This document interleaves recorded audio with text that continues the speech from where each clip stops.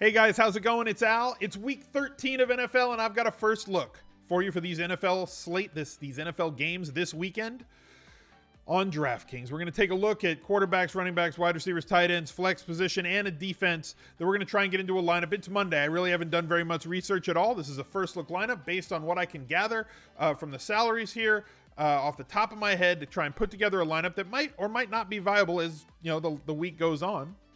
But it's a part of my process that I do every single week. I kind of use this as what I call a dummy lineup, right? Something that I put into games, like when I register for head-to-heads in tournaments. So instead of just registering with an empty lineup, at least I have something that's got some sort of process behind the lineup. And if I forget to export something, at least it's got a lineup in there that could be viable. Now, obviously, that doesn't really happen very often, but sometimes it can. You can have an export mistake. You can do other things. But I think it's a good part of process to look at things without being polluted, I don't know, by groupthink, being polluted by what you see on different projections machines, on different websites, on different articles or podcasts. Just looking at things from this is a good spot for this player. I think that they're going to be getting a good amount of volume against a bad defense versus their position, to try and build lineups within your lineup building style, to give you the best chance at starting the week off right. And a lot of the time these guys end up being in my article on Thursdays and in my lineups on Sundays. Sometimes they don't. Sometimes things change throughout the week, but they'll probably still be in my GPP core by Sunday. So that's just kind of the way that things go. I appreciate y'all being here. If you wouldn't mind dropping a like on this video, I would greatly appreciate it. And if you haven't already, please subscribe to the channel. We've seen massive growth this year, and it's because of you guys coming back each and every time. I appreciate that. Leave that notifications bell on, ring that, so you can be notified anytime I publish new NFL content, as I do throughout the week, every week. And we record these live on Twitch. So if you want to get involved, if you want to be a part of the chat, and get a part of this VIP community that we have on Twitch and in our Discord channel, the links are down below in the description, as well as all my other socials. So click on those, and I'd love to meet you and see you there as we record every single one of these live. So let's get right to the video and break this down. Hopefully y'all had a really good Thanksgiving. Hopefully you had a winning week 12. I didn't, but all of that is right there in my recap video for week 12. You can go check that out as well on this channel if you haven't already. So looking at quarterbacks, typically, as you guys know, I like to spend down 6K-ish or below, preferably lower if there is somebody that's in a great spot, a great position that we can go after. Patrick Mahomes, very expensive. Yes, you can plug him in. It's going to be tough in cash games at 7,600. I definitely am going to want to have a good amount of him in my tournament allocations this week. He's as good as they get. He's the most right that I've been on a player who has exceeded anything that I was expecting for him. I mean, I was saying that there's a very realistic chance before this season at the Fantasy Football Summit at ESPN in May that Patrick Mahomes is or should have been rated as a top 10 quarterback before the season. I had him at 8 or 9. I can't remember. Videos on this channel. You can go back and check it out. And had a realistic chance by the end of the season based on this offense, the play calling, the fact that he already had a year within the offense, and all of the weapons that are perfectly complementary coming back, for him to have 25 to 30 touchdowns on the season with over 4,000 yards, which would have put him firmly in the top 10 at QB. The room had him at like 14 overall. I had him at 8 with a top 3 possibility. And he's averaging 30 fantasy points. So far exceeded anything that I thought that he could do. Just having a magical season. I don't know how else to put it. It's ridiculous. But 7,600, probably a bit too much for me in cash, especially being 15-point favorites against Oakland. If they score 40 points, he'll probably have 3 touchdown passes. Probably not going to be a 35 to 40-point fantasy day because I don't think that Oakland can keep pace with them. So more of a GPP play if you're going to stack up Chiefs. And if you're going to stack up Chiefs, use at least 2 of them. Along with Mahomes. 2 3-man stacks have worked all season long in terms of tournaments. Cam Newton priced up against Tampa Bay as he should be. He is back to being the old Cam where he ran last week as opposed to taking 2 weeks off from rushing the ball. He has not had a rushing touchdown in a month, which is a little bit out of sorts for him, but his efficiency in passing is through the roof on the season now, completing what? 69.6% of his passes, way up from the high 50s that he's been for his career in terms of passing efficiency. So a way more efficient Cam, leading to a way more predictable offense. and going against Tampa Bay, who is one of the worst defenses in the league, something we stream against every single week. Jared Goff, 6,400. Probably not going to pay for him in cash. I don't know if Detroit can keep pace with them, even at home. Detroit's just been such a hot and cold team. Like, you don't know which one you're going to get. Beforehand, before we started recording this, chat was going crazy about how bad Stafford's home road splits are. And usually home road splits work the other way. But Stafford has been a way worse quarterback at home than he has been on the road, throwing 8 interceptions versus 2 when he's outside of Detroit. So Stafford not having a good year anywhere close to what we thought that he would do over the course of this entire season. Aaron Rodgers, 6,200, y'all. I like Aaron Jones this week. I don't know if I'm going to be able to get to him. We're going to talk about that in just a little bit when we get to running backs. But if you want to plug Aaron Rodgers, fine. Deshaun Watson against Cleveland. If you think that Deshaun Watson is going to get you that mid-20s, fine. To me, the easiest path remains at 6,000 week after week. Easiest path to 20-plus fantasy points has been the Tampa Bay Buccaneers starting quarterback. Carolina, a tough team against the run. Tampa Bay doesn't want to run it. Over 80% of their yards come through the air. Good candidate for 300-yard bonus here on DraftKings. He's probably going to turn the ball over once or twice, but he's probably also going to have 2 or 3 touchdown passes as well with it. If the Bucs are going to keep pace in this game, the 300-yard bonus and 2 touchdowns will get you over 20 fantasy points. So for 6K, that's viable. Lamar Jackson has had 2 really good games, especially versus salary expectation, but now we don't know with Joe Flacco coming back, and Harbaugh's not going to tell us which one's going to start, so Lamar Jackson's out until he's in for me. Andrew Luck against Jacksonville has been priced down to 5,800. I don't really hate this play. 5,800, I'm okay with that.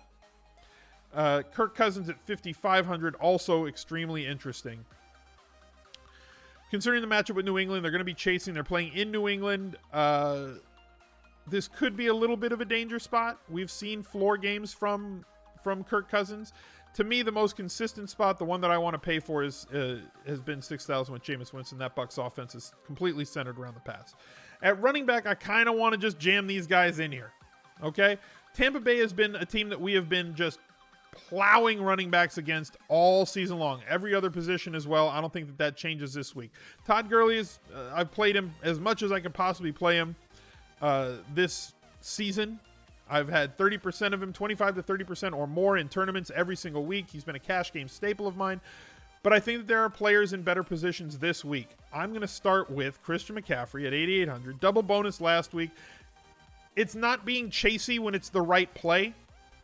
Okay, just like it's not being chasey when you play Todd Gurley week after week after week because he's the right play. Playing running backs against Tampa Bay is the right play. Tampa Bay played them in week 9. He had 32 fantasy points. He has not had a week where he's had, under 13.6 DraftKings points on the season, averaging 25.3 over the last month, averaging well over 30 fantasy points a game. For 8,800, with the inclusion in the pass game that you're going to get, with the rushing volume that he's getting in the mid-teens every single week, and the inefficiency in stopping the run from Tampa Bay, Christian McCaffrey is the plug-and-play for me this week. Also, we have a discounted Saquon Barkley because it's Cyber Monday. So you can get Saquon Barkley at a 15% off discount this week in week 13 at 7,900 because he's playing a very good defense in the Chicago Bears. But this is a game flow independent running back who has played tough defenses so far this year. Against Philly, posted 36 fantasy points. Tampa Bay, not a tough defense. Washington, a tough defense, 20.1. Philly again, 40.9. Carolina, very tough against running backs, 28.9. Jacksonville, week 1, 23. We all faded him week 1 in cash, definitely. In tournaments, he had a low ownership percentage because everybody else was mispriced. He was too cheap, obviously, as well. But look at this pass game inclusion, right? He's got a ridiculous amount of catches every single week on the year, 71 receptions so far. Chicago, very tough defense, very difficult to run against, but he is not somebody that we look to get this sort of involvement in the running game. They're not going to pound him 20 to 25 times. They're going to run him 13, 13, 14, 13, 15, and they're going to throw him the ball a ton. 6-7 catches is probably more than reasonable to expect this week. That starts him out with essentially a touchdown scored. He should top 100 yards from scrimmage, as he basically does most weeks, which puts us in a position where you're starting the game with 16 fantasy points from Saquon Barkley without him even getting into the end zone. We've used to say this about Le'Veon Bell and David Johnson a couple of years ago. They have a 15, 16 point floor. I feel the same way about Saquon Barkley, except he's only gotten under that once this year, and every other game's been over 20 fantasy points. 7,900 is just too cheap. I will take the discount here. You got me with the Cyber Monday sale. And then I want to get my 70 touches out of running backs, and I want a running back usually at home and favored. Against a really bad defense, I could go with Aaron Jones here. I'm going to have to consider this as the week goes on.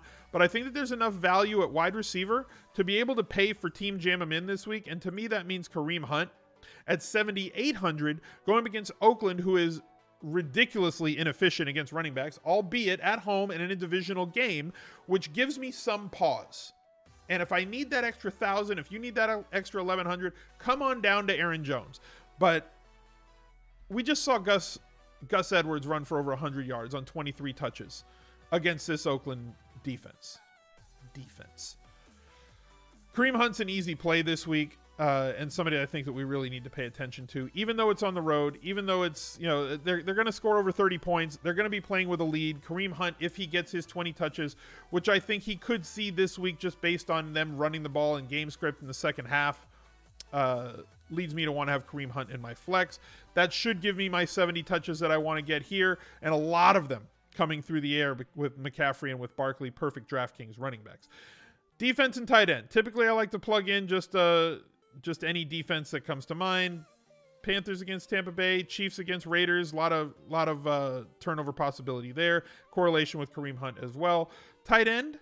I don't know if we can afford to pay up for a tight end in cash. It's one of my regrets this year is that I have not paid up for tight end on DraftKings in cash as much as I think I should have, with Kelsey and Ertz doing what they do week in, week out, and with George Kittle doing what he's been doing since the new quarterback took over there. Obviously the most favored target with 10, 12 targets in each of the last two games. Tremendous floor from George Kittle week in, week out with Mullins at quarterback. Somebody to consider. The DVP is not great, but when you're being fed the amount of volume that he's being fed, somebody that's in play, but you're going to have to make sacrifices somewhere. Probably if you're going to come down at running back to go with somebody like Lindsey in the mid 5Ks, or if you're going to go with Aaron Jones in the mid 6Ks, that's going to probably allow you to pay up for Kittle. I think we got to pay down. Jared Cook, still not seeing the amount of targets that you'd want him to see, but this week could see a bump with them chasing against Oakland. 5-6 range in the weeks where they've really had no other wide receivers to throw to. Aitman seeing a lot of targets as well for them on the outside. Can't do much with him. He's just a big body, not really a great athlete by NFL standards, but he's in the league, so he's a great athlete, just not a great NFL when compared to other NFL players. Njoku saw a bounce last week. He's been priced up to 4,300. His salary just keeps yo-yoing. He has one good game and it jumps up like 20%. He has a bad game and it goes down 15%. Tournament viable for me for sure. Not really sure I want to go for him in cash, especially over somebody like EBRON and OLSEN. EBRON last week bucked that trend where he wasn't playing a ton of snaps when Jack Doyle was there because Ali Cox was out and the other tight end was out, meaning that he ran a ton of routes, saw a good amount of targets and caught 2 touchdowns. 12 on the year for Eric Ebron continues to baffle me, at least, when Doyle is there. Doyle probably not going to play him this week. Greg Olsen against Tampa Bay. Every Panther is in play for me this week. In week 13 going up against Tampa Bay, just because that's the way it goes. Tampa Bay is just that bad. They are a carnival of a defense to play against. It's just, you just go to the midway and you play all the games and you walk out with all the stuffed animals when you play against Tampa Bay. Cam Brate was chalk last week, probably still going to be chalk this week because he caught a touchdown and he's priced at 3,700, but I think you can do better. If you take that touchdown away, and there are a lot of options to pass to on Tampa Bay, that gives you basically another game where he had 3 targets. He had 4 targets this one, caught 3. One of them was a touchdown. Take that touchdown away. He didn't have that great a game. 5.6 points. That's essentially what he has been, even without O.J. Howard there. It's not like he bumped up and got like 8 targets last week against San Francisco in a game that they won. If you think they're going to be behind and keep trying to go up against Carolina, Carolina's been really bad against tight ends. They've allowed a ton of touchdowns against the position. I understand why we want to play Cam Brate this week. I guess I'm just trying to be the voice of reason here, and maybe it's too reasonable. I don't know. the price is fair, is what I'm saying. You're not getting him at a massive discount. He's not 2,800. He's not 3,100. He's 3,700, which makes you have to think about it at least a little bit. I think we can get the same sort of usage out of somebody like Jonnu Smith or somebody like Gerald Everett at 2,900 without Cooper Kupp. Could see some more red zone targets. He saw a couple in the game against Kansas City, albeit they had about 470 red zone trips that game. Did catch 2 touchdowns in his last game. I'm not expecting that sort of usage. But if he gets you, 3-4 catches for 50 yards with some red zone usage included, so projections models are going to have him for like 0.3 touchdowns expected or 0.4 touchdowns, something low. It's never going to be 1 touchdown. It's always going to be some percentage of a touchdown. Gerald Everett is included in their red zone package and is somebody that we have to consider. And for 2,900, I think we can get a lot out of him in terms of usage in the passing game between the 20s, as well as the red zone usage. As I said before, also a guy like Jonnu Smith at 3,300. And then there's going to be other guys that are going to pop up as well for us as the week goes on that are kind of cheap. Looking at wide receiver, this is where we got to find value. We've seen some the last few weeks with no wide receivers active for Detroit, and knowing that you have to basically drop back 70% of the time when you're playing against the Los Angeles Rams is just kind of the way that it goes. Ellington against Carolina and Chicago, 2 tougher defenses. He's seen 9 and 7 targets. I don't see why he doesn't stay in that range this week.